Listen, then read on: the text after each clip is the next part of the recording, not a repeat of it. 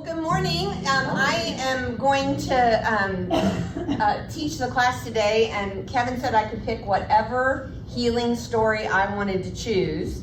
So I chose my favorite, and it is more than just a healing story. So I hope that you'll enjoy it, and I hope that you'll stop me and ask questions as we go through this. Because you know I can talk, but I'd be interested in knowing what you guys want to talk about.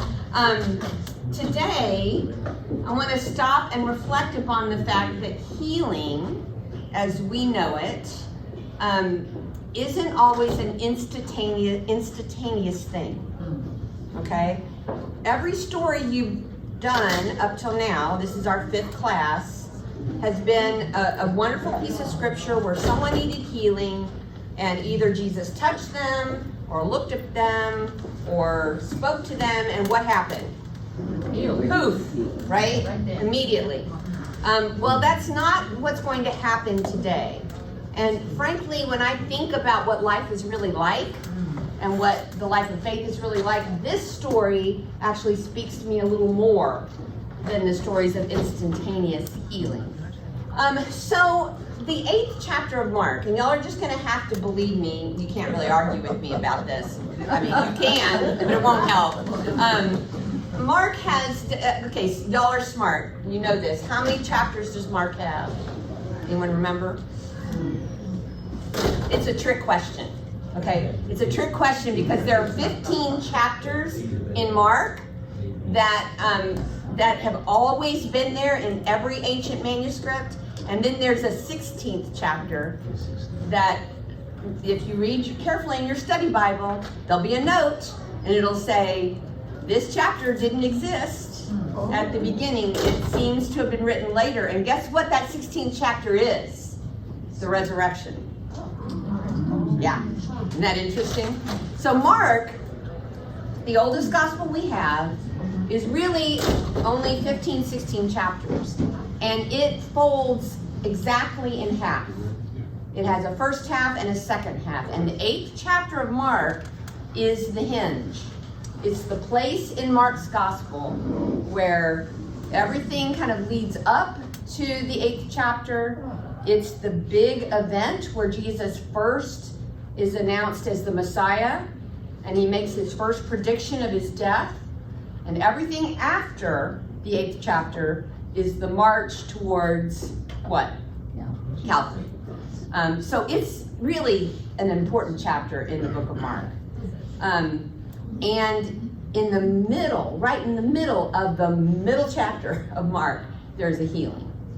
And I really don't think you can understand this healing without looking at the context of the whole chapter.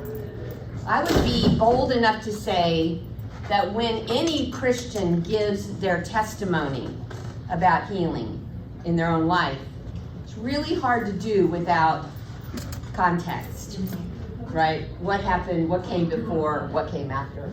So I want to dive into the 8th chapter and show you a little bit about what led up to this healing.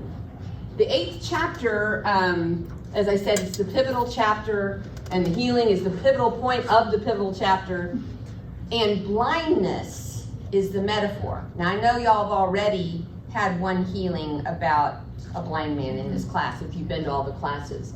But in this chapter, in the middle of this really important place in the Gospel of Mark, we get another blind man. And he's healed in a rather interesting way. And this is the important thing. In this chapter, in this healing, it is not an instantaneous healing. And I'll talk to you more about that. So this is a really unusual place.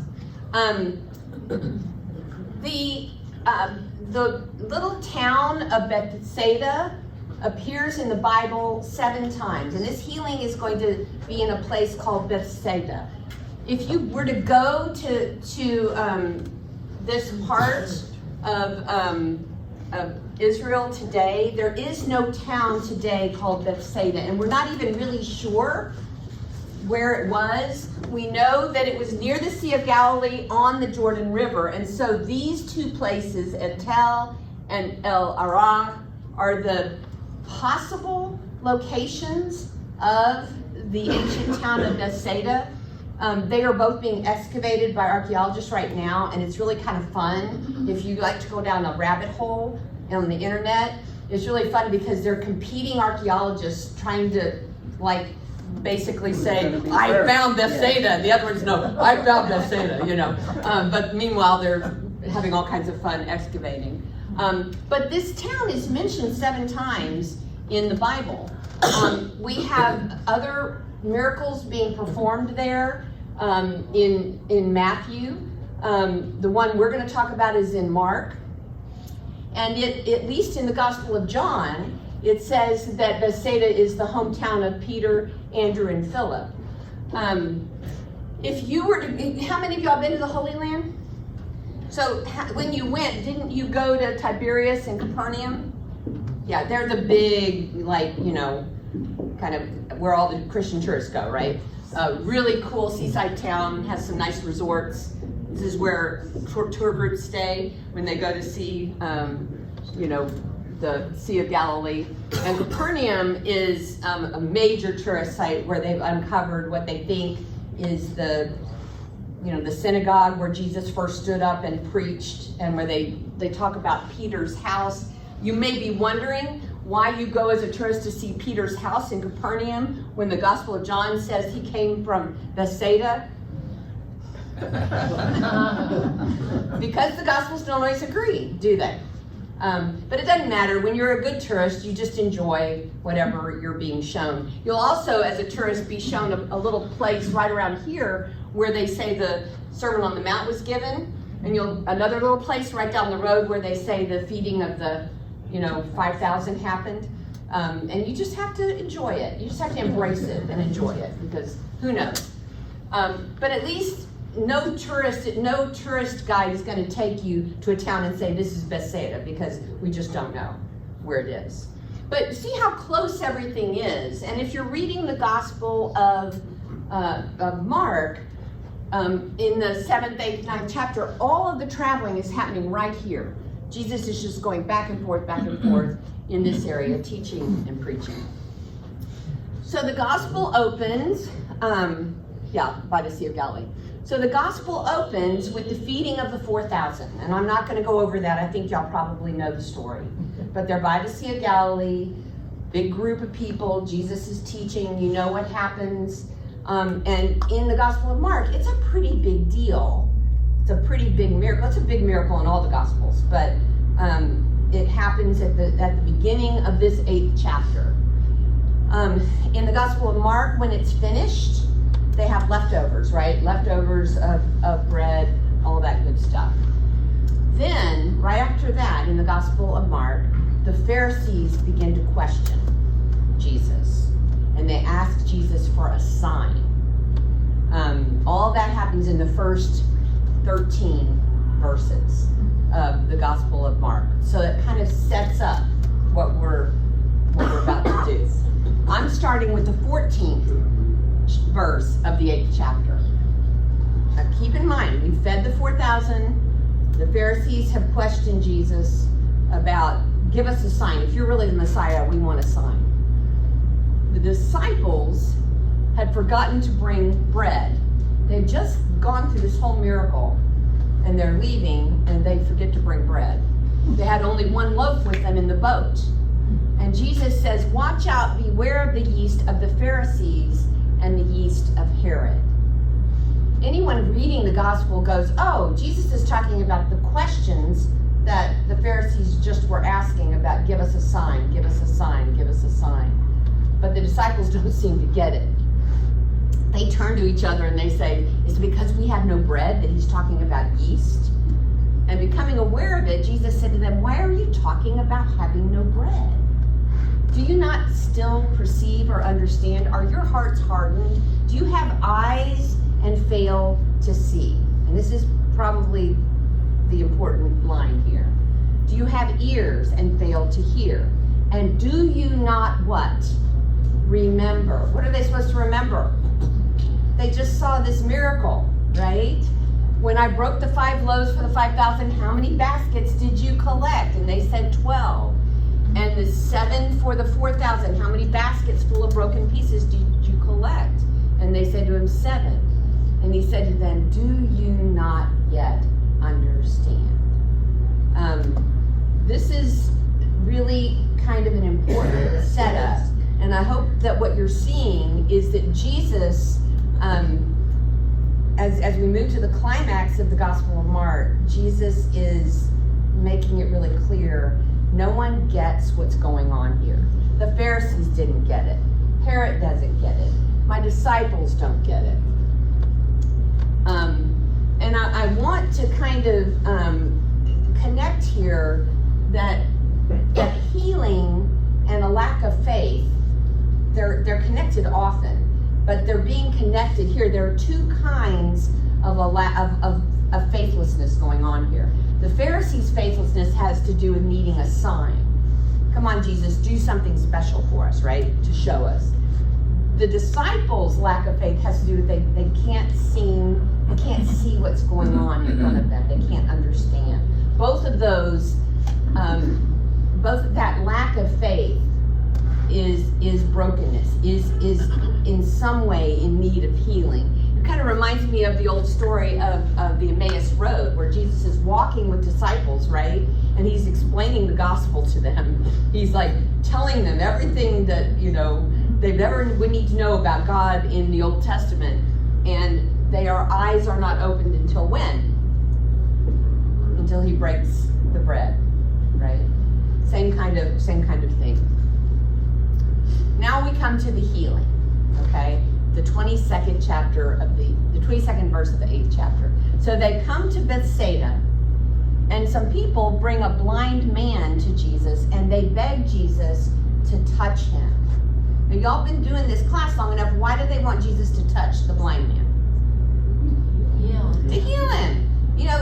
He can stop a flow of blood. He can heal leprosy. Come on, just touch him. So he takes, and I want you to look at this. If any of y'all have watched The Chosen or watched those old movies about the, about the life of Jesus, movie makers love this scene. They almost always include this scene, which is interesting because it's only in the Gospel of Mark. It's not in any of the other Gospels. He takes him and leads him out of the village, not in front of everyone else. And when he put saliva on his eyes and laid his hands on him, he says, "Can you see anything?" And the man looked up and said, "I can see people, but they look like trees walking." What's wrong? Is Jesus losing his power? It should be shocking. Y'all don't seem shocked. Why is it that he touches this blind man and he still can't see? So Jesus lays his hands on his eyes again and looks intently. There was an old movie that I watched when I was a kid, and I remember this scene so vividly because they had Jesus reach out and touch his eye, and then he started shaking, like this, and I thought, that is so weird. Why is Jesus having to work so hard? But that was the author's or the director's way of looked intently. I didn't I would have directed it differently, but anyway. And his sight was restored, and he saw everything clearly. Then Jesus sent him away, saying, "Don't go into the village." We never hear from this man again. We don't know if he became a Christian. There's no forgiveness. There's no go and sin no more. There's no, like there are in many of these other healing stories. It's kind of like what happens to the man is not important, because now some other things are going to happen in this particular story. This is probably the most famous Renaissance painting. Y'all know I enjoy some of these old Renaissance paintings, 1600s, of this moment. I love it because, Jesus is doing the intent thing, but it's like it's poking him in the eye. Looks like he's sticking his eyes, his finger at the nose. Yeah, going. But it's a way. It was a pretty famous. There are lots of blind men, always men, by the way, being healed in Scripture. But this is the one painters really enjoyed painting because it had those vivid, those kind of vivid details, saliva, touching the eye, all that kind of stuff. So that's kind of an interesting. A little bit about this healing. Remember, if y'all don't know this, but there's a parallel in Mark 7 of someone who is deaf and dumb, and it follows pretty much the same pattern. And that healing is in some other Gospels. But this one, where the man has to be touched twice, where there has to be mud and saliva and all that good stuff, and it takes 2 touches of Jesus. This only appears in the Gospel of Mark. This is the only place it appears. It's clear that it's placed here because of the blindness of the disciples. What do I mean by that? Oh, I was just thinking because they don't understand. Mm-hmm. They see, but they don't understand. Yeah. So that's Yeah. It's intentional. The author of the gospel, not that it didn't happen, but the author of the gospel is placing it in the story in a very intentional way. It's trying to say something about the disciples and maybe saying something about the church as well that we need to be thinking about. So that's important to keep in mind. I have always enjoyed this particular story because I think it says something about Jesus and our brokenness. Yes? Do we know whether the Pharisees witnessed? No, it seems pretty clear that they did not.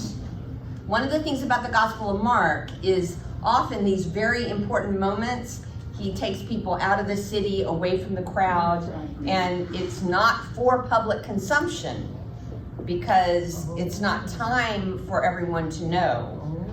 That's really important in the Gospel of Mark. It was important for the disciples to see it, but not for everyone else. So our assumption would be that it was done in private in front of his disciples. Yeah. Now I want you to stretch your thinking, metaphorically speaking. Why do I keep saying I think that this really does say something about Jesus and our brokenness?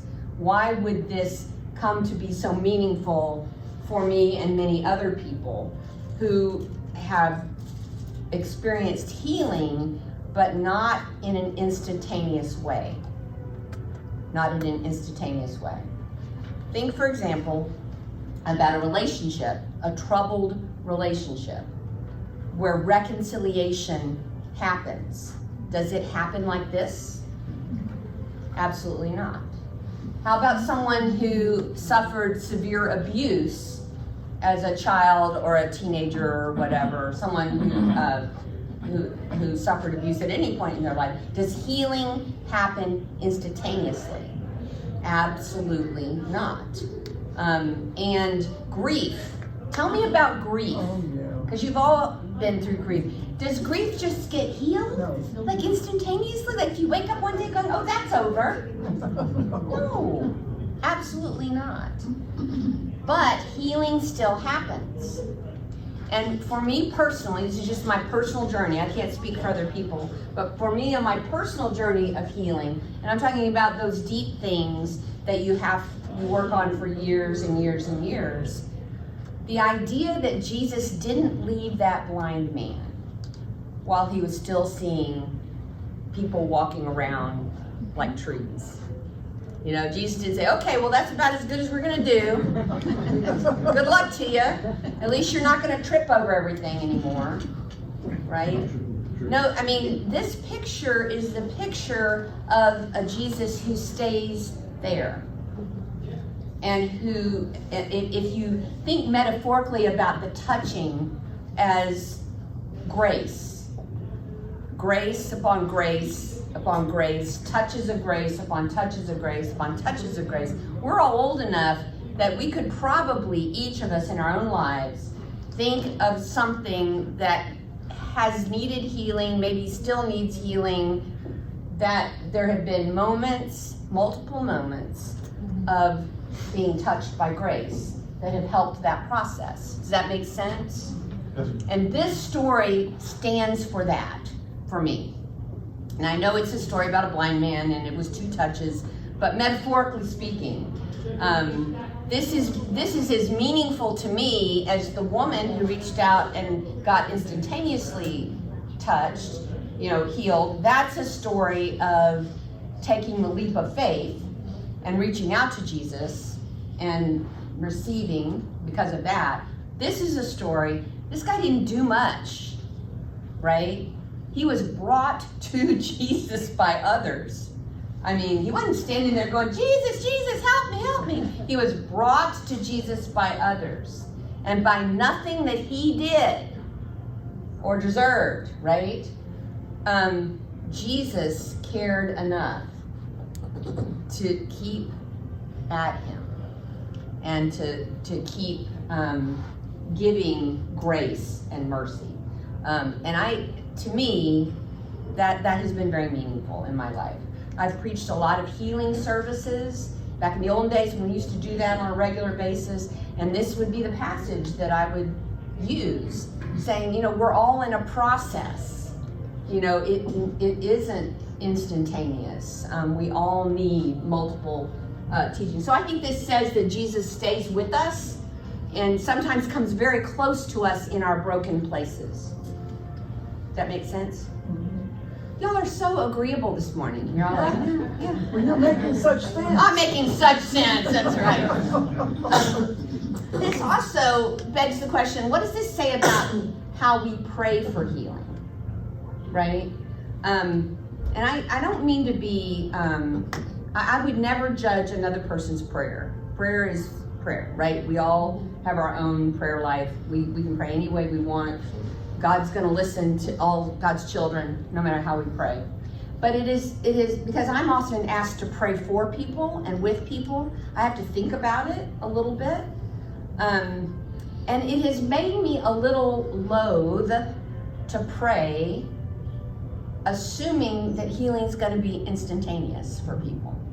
Does that make sense? Mm-hmm. Yeah, and most of you are smart enough, you probably wouldn't either. But this passage has helped me to open my mind and my spirit a little bit, help me that when I'm praying at the bedside of someone whose life is kind of hanging in the balance, that I might not pray, for everything to be wrapped up in a neat bow, and everyone, goes back to the way they were before. Now you have to be careful. Obviously, I'm a good enough pastor that I'm not like, Lord, we don't know what's going to happen to old Jim. So, no, man, I don't do that.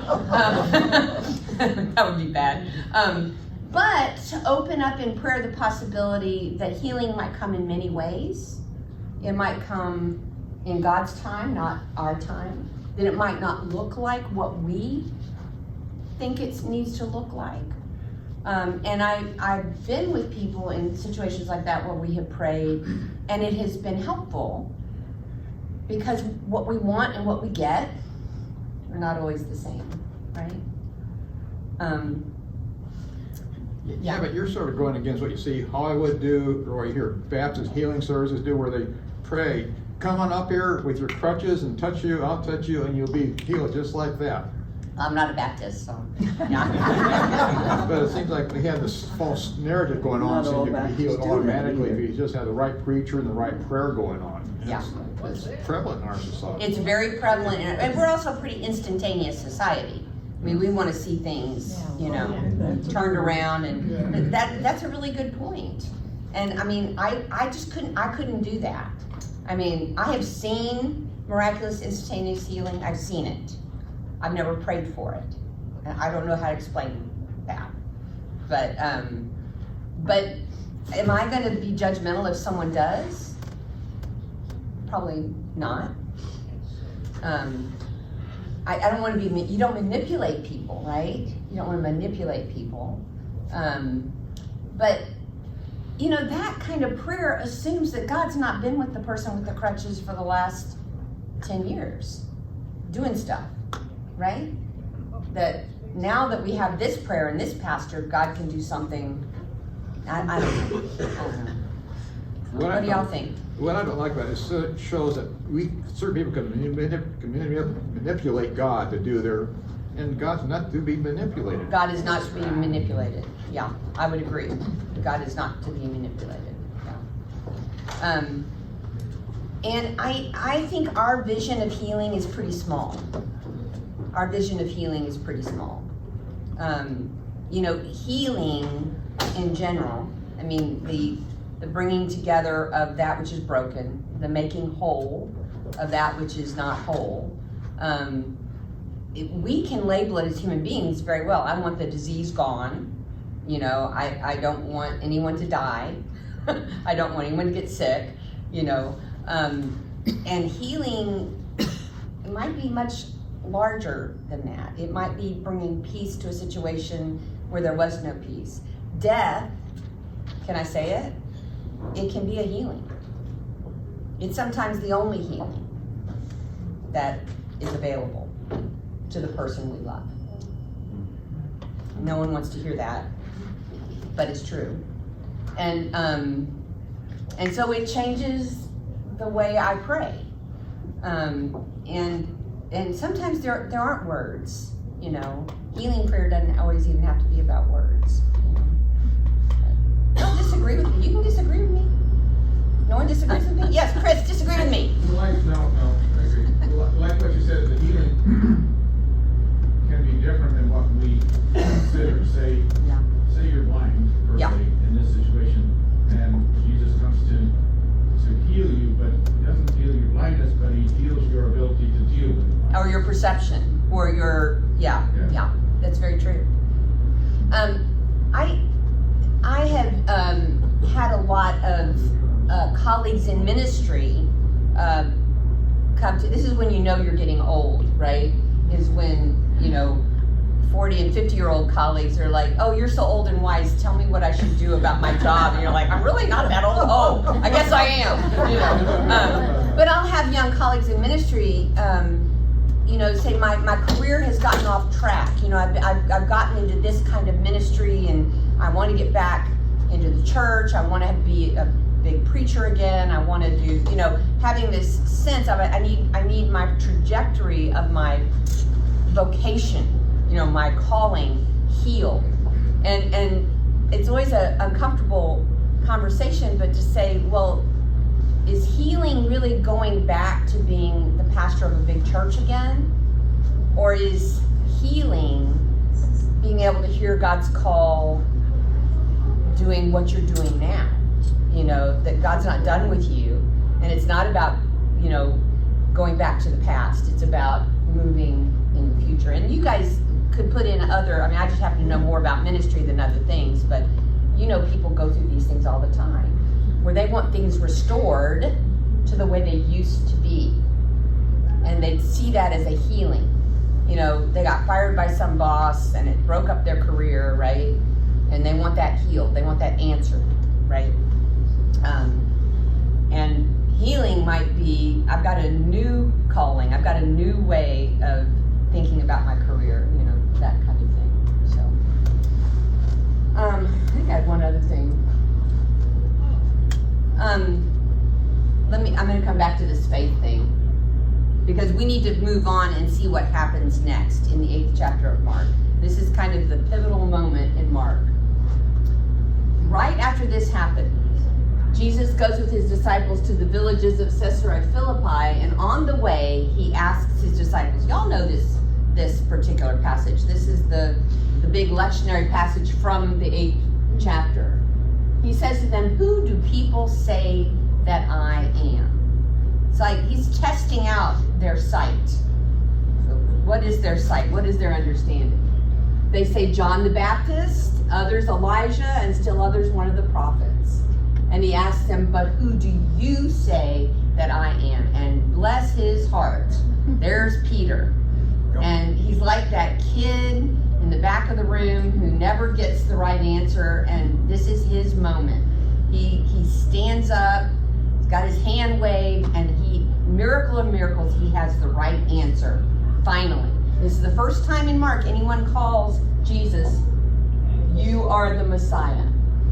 I mean, he's got it. He understands.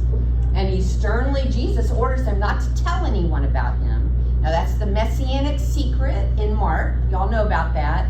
It's not time for people to know yet. He tells them not to tell anyone, but then in the 31st verse, this is the first of 3 predictions of the crucifixion and resurrection that Jesus is going to give his disciples. This is the first one. He teaches them that the Son of Man must undergo great suffering and be rejected by the elders, the chief priests, the scribes, be killed, and after 3 days rise again. He said all of this quite openly. And then Peter, bless his heart, as they say, right? Takes him aside and rebukes him. Jesus turns and looks at his disciples. He rebukes Peter and he says, "Get behind me, Satan. You're setting your mind not on divine things, but on human things." Here's the center of the Gospel of Mark, right? Do you see now the connection between this healing, right, and what's really going on with the disciples? Jesus is basically saying, you don't get it, right? And in the Gospel of Mark, friends, they don't. They have no idea what's really happening. And for Jesus, at least in Mark's Gospel, this is a constant source of frustration and pain that they can't see, they can't understand. They're not with him. And so there's this connection between healing, right, seeing, understanding, and having faith. And it's not neatly wrapped up, but it's a deep part of this, the Gospel of Mark. So here's my thesis. I really do think that this 8th chapter of Mark is kind of a template, kind of a drama, whatever metaphor you want to use, for the life of faith. I think as the author of the gospel was writing this, the author very much had in mind the baby church. Remember the baby church? The church was only maybe 40 years old at this point, old enough that it had started to form and groups had formed and preaching and worship had started to kind of form, but it was still a very infant church. And for the author of this gospel, this actual, just this one chapter is almost like the drama of what the life of faith is going to be for us as individuals and for the church. Not just the early church, but maybe today. In one little chapter, you have this incredible miracle where everyone gets fed, right? You have, at the same time, the closest people to Jesus, technically, I guess, the leaders of the people of the way, who were right there, saw it all, and then didn't understand a thing, You have a blind man, by no kind of work of his own, who gets healed by Jesus in a very kind of consistent, I'm going to stay with you, I'm going to keep touching you, I'm going to help you, I'm going to make this happen. You have a moment where the little follower of Jesus, the leader of the church, gets it right and says you're the Messiah, and in the very next moment when he hears what that means, says, no, I don't want that to happen.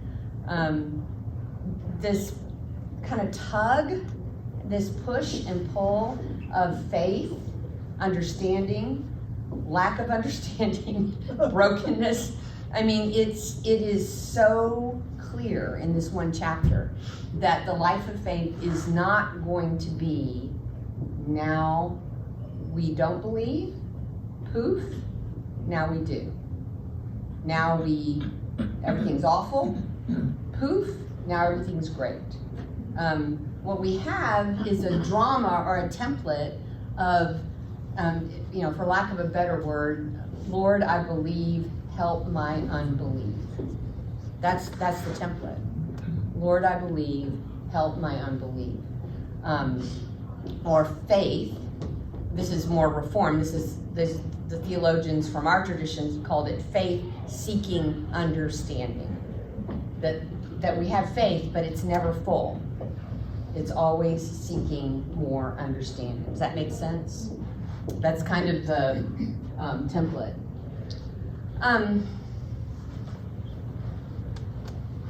I have a friend who's legally blind, and she has been since birth. And we've talked about this before because she also has a theological education. And she doesn't really like the way the church kind of throws around the metaphor blindness, like I'm being blind to sin, being blind to, God's grace, being blind to, so I try and be careful not to overuse the metaphor of blindness. But what I can say in this context is Jesus said, don't you see? Jesus is really talking about understanding. Don't you see? Can't you understand? And the truth is, we are still in a situation as Christians and as a church where understanding is a problem, where we don't fully understand. I mean, there's some things I do understand, but seeing and understanding, it takes time. It takes time, and it can take multiple touches of grace. If you, my parents are 90 years old. Their 57-year-old niece, she's their only niece, who they dearly love, who they've loved their whole life. About 20 years ago, she came to my mother and father, and kind of very timidly, she wanted to explain to them, she wanted to come out to them and explain to them that she was gay. And she was very concerned. My mom and dad are great people, but they're pretty, this was not in their wheelhouse. Can I say that? Okay. This was not in their wheelhouse. And though they loved each other very much, this niece had kept this a secret from them for almost a decade. And so that meant that her mother, my mother's sister, had not been able to be open and honest with her own sister, and they're very close as sisters, for a decade, I wasn't involved. I was over doing something else on the other side of the country when all this was happening.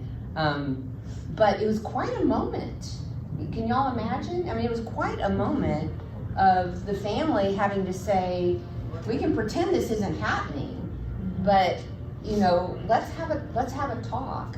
And I wasn't there, but the way the story is told is that my mom and dad just kind of sat there and nodded their heads and said, wow, that's a lot.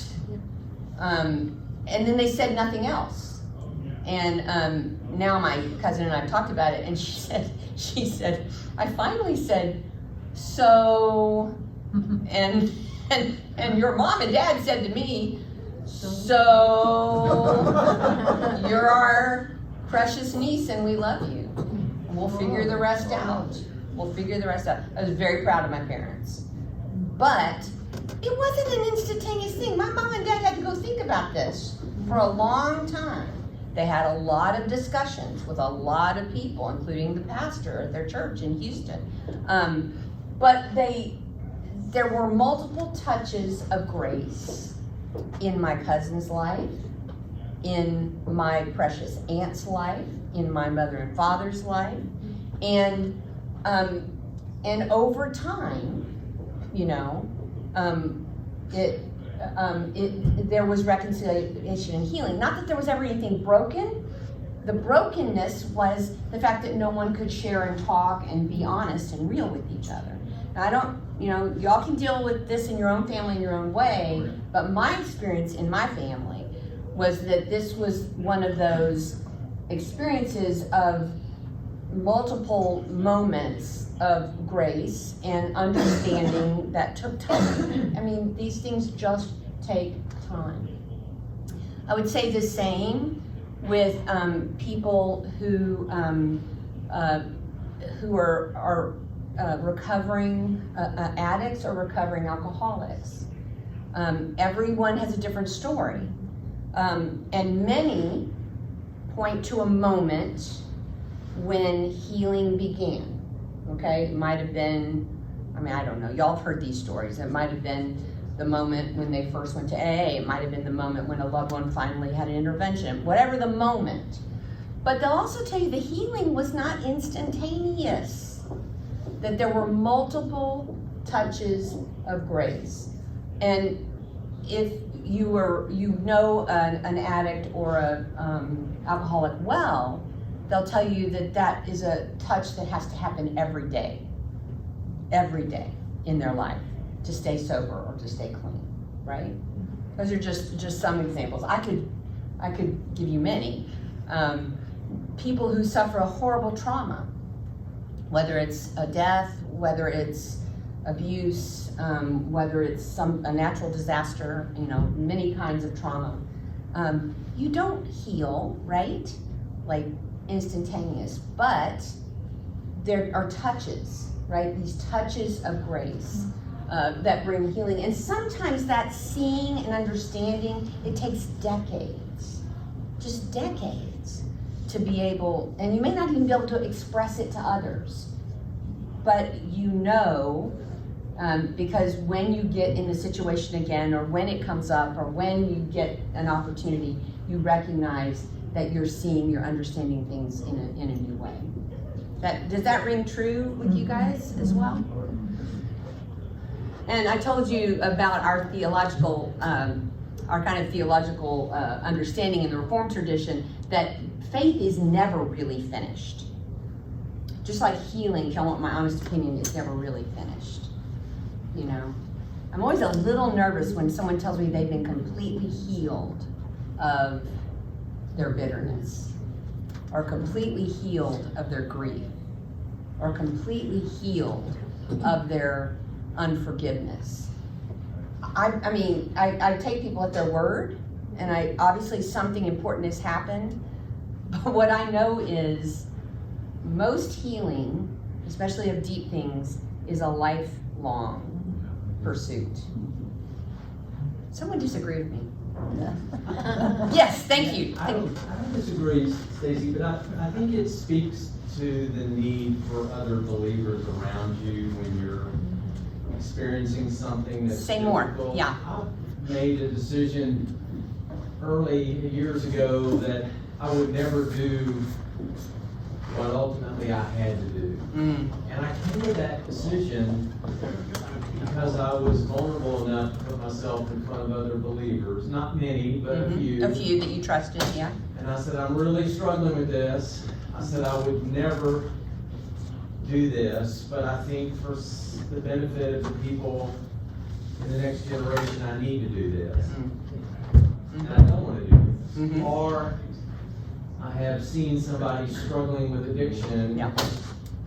and I'm in a position now to help their daughter, but I couldn't help them. So I think these stories to me speak to surrounding yourself with maybe a handful. For me, it'll be 2 to 3. Right. Not 20. Yeah. And be open to, I don't understand what I'm struggling with, but I don't know what I don't know, and I could really use some help. Amen. So I remember in particular this gentleman that I grew up with in my church. He's now in his 90s, and he looked at me one day over lunch and he goes, you know, Tom, you really know what you need to do, and I'm here with you if you make that decision. And so I think these things speak to God's gifts of people around you that Yes. believe as well. Yes, And sometimes Yeah. you can't see what you can't see. yes, And I think you're better equipped to ask for somebody to help you interpret what you really can't see. And that takes a lot of courage. it takes a lot of courage, and you actually are taking this to the next level, that if you think about those people who brought the blind man to Jesus, you know, who could see what he couldn't see, that is the church at its best, you know, surrounding each other in what we can't see. And what fascinates me is, and y'all have all experienced how sometimes I can see something in someone's life and they really can't. It's not because I'm great and wonderful. It's because I think that's how understanding and vision works. That's how the Holy Spirit works, right? I really do believe that. That's beautiful. I heard this morning something I read in the New York Times, and it was this famous, I don't know who this person is, Mariah McCabe, but she said hope is a discipline. And of course, faith is a discipline. Yes, yes, Because we believe in things we don't necessarily always see, right, but you have to have the discipline to say, I know there's something out there. right. I think that's why I call this a template. The thing about templates, if any of y'all have ever worked in word processing or whatever, is they give you the automatic response. It places you in the best possible way to write that letter, or the best possible way to do that resume, and it can become kind of automatic, right? That I'm going to take this step to understand, to go forward. We are never fully formed. We're not done. I mean, not till we take our last breath is God done touching us, healing us, forming us. Our faith isn't finished. You know, we don't know everything, right? And I get very wary at a lack of humility about what we know and about our faith. I get a little concerned. That does make it hard sometimes to preach. If you're like, well, I need to be humble about this. Well, no, I also need to say something. But in light of this 8th chapter, to me, the message is the church, we have to remain open, and we have to remain willing to believe that we are blind in a few places, that there are things we are not seeing, that the next generation is going to see and judge us for. Okay, I did that to the generation before me, but I think that's really important. And the thing that the 8th chapter points to, and this is again the major theological point, is it's ultimately going to be the resurrection of Jesus that will be the only healing for the disciples' lack of understanding and faith. And in the Gospel of Mark, remember the way it ends, there's no resurrection. So it ends with everyone just hovering in fear and darkness. But it's not going to be till the resurrection that ultimate healing is going to come. The Apostle Paul talked about this in 1 Corinthians 13. And if y'all go to any of the funerals I preach, this is one of my favorite things to talk about at a funeral. The Eugene Peterson, who wrote that paraphrase, The Message, took 1 Corinthians 13 and he did something a little unusual with it. After love is patient, kind, blah, blah, blah, blah, blah, blah, blah. This is how he ends the 13th chapter. Love never dies. Inspired speech will be over someday. Praying in tongues will end. Understanding will reach its limit. And that is what the Apostle Paul says. Human understanding is always going to have a limit. That means we're always not going to be able to see everything. We know only a portion of the truth, and what we say about God is always incomplete. But when the complete arrives, our incompletes will be canceled. Don't you love that? When the complete arrives, our incompletes will be canceled. When I was an infant at my mother's breast, I gurgled and cooed like an infant. When I grew up, I left those infant ways for good. We don't yet see things clearly. we're squinting in a fog, peering through a mist. But it won't be long before the weather clears, the sun shines bright. We'll see it all then. We'll see it all as clearly as God sees us, knowing him directly, just as he knows us. But for right now, until that completeness, we have 3 things to do to lead us toward that consummation. Trust steadily in God, hope unswervingly, and love extravagantly. And the best of the 3 is love. That poetry is the Apostle Paul's way of talking about it's really going to be at the end of time, at the end of life, that our eyes are completely opened, that we can see everything that God would have us see. That's why I tend to talk about death as the ultimate healing. I'm careful how I say that because grieving people, that's not helpful for people in grief. But theologically speaking, that's when we get to see everything clearly. At least that's how the Apostle Paul says it. And until then, and I love that, until then, what we do is we keep trying to understand. We keep trying to trust steadily, have faith, to hope unswervingly, and to love extravagantly. That's what we're called to do. Yeah. What version of the Bible is That's it? The Message by Eugene Peterson. It's a paraphrase by Eugene Peterson that sometimes is just exquisitely wonderful, and sometimes just. Yeah. But this happens to be exquisitely wonderful That's in my mind. nice. Yeah. That's nice. Yeah, I love the foggy picture too. Questions? Yes, Mike. Just comment that you mentioned the chosen earlier. Mhm. And that was a demonstration of Jesus loving extravagantly. It was. Yeah. Yeah. You mean the whole thing or this particular chapter? Yeah, that chosen, he's always loving someone Extravagantly. Yeah. extravagantly. Well, and if you think about the gospel in a way, loving extravagantly, trusting unswervingly, oh ye of little faith, believe, and then hope, hope. I mean, that is that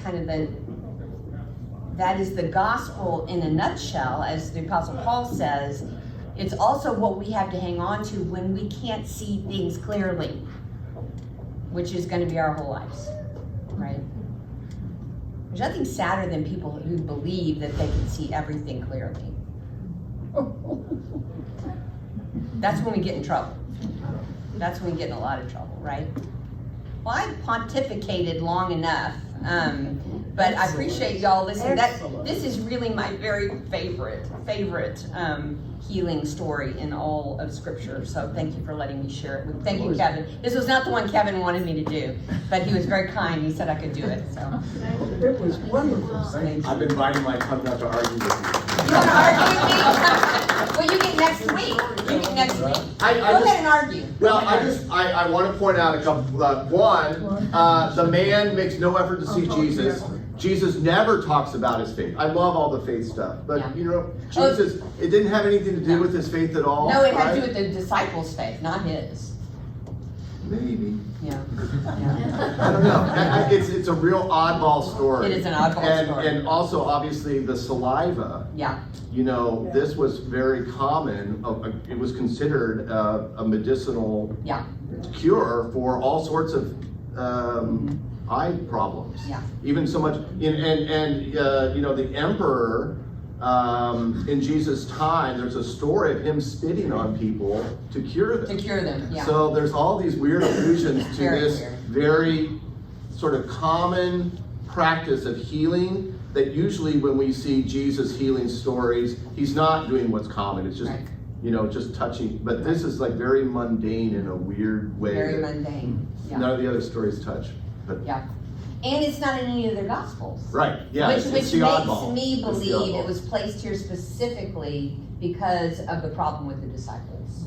That it has much more to do with the disciples and their not being able to see what was really going on with Jesus, and with the crucifixion and resurrection. And all Well, I that. love the way that you sandwich them Yeah. between the feeding story and the Peter story. Yeah. Because it Yeah. does, It makes more sense, frankly. On its own, it wouldn't Yeah. have the power that it has.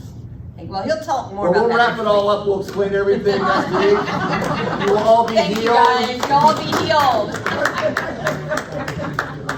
Thank you. Thank you, guys.